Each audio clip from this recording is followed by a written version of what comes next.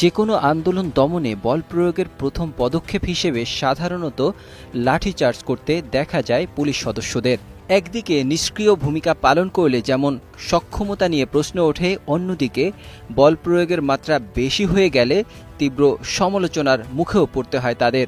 তবে এক্ষেত্রে ব্যতিক্রমী এক দৃষ্টান্ত স্থাপন করতে দেখা গেছে এক পুলিশ সদস্যকে। সামাজিক যোগাযোগ মাধ্যমে ইতিমধ্যে ভাইরাল এক ভিডিওতে দেখা গেছে কোনো রকম আঘাত ছাড়াই আন্দোলনকারীদের ছত্রভঙ্গ করে দিয়েছেন ওই পুলিশ সদস্য। নাম না জানা গেলেও এ ঘটনায় তার প্রশংসায় পঞ্চমুখ অনেকেই। প্রশংসাকারীরা বলছেন, এটাই হওয়া উচিত পুলিশিং, এভাবেই তাদের মানুষের মন জয় করা উচিত।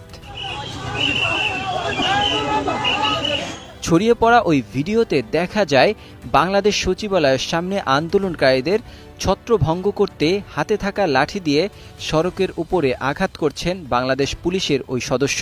কখনো আবার বিদ্যুতের খুঁটিতে শব্দ তৈরি করে হুঁশিয়ার করছেন শৃঙ্খলা ভঙ্গ না করতে। এতেই সেখান থেকে ছত্রভঙ্গ হয়ে যাচ্ছে আন্দোলনকারীরা।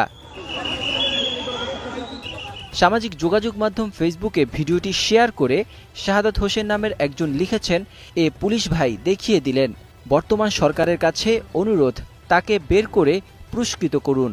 এছাড়া হিমেল চাকমা লিখছেন, লাঠি আর বডির সংস্পর্শ ছাড়া কিভাবে মিছিল ছত্রভঙ্গ করতে হয় এ পুলিশ ভাই তা দেখিয়ে দিলেন। ইতিমধ্যে হিমেল চাকমার ওই পোস্ট নিজের ফেসবুক আইডিতে শেয়ার করেছেন আইন উপদেষ্টা doctor Asif Nazrul.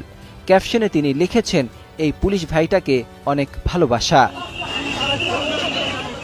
Desk report, 21 television.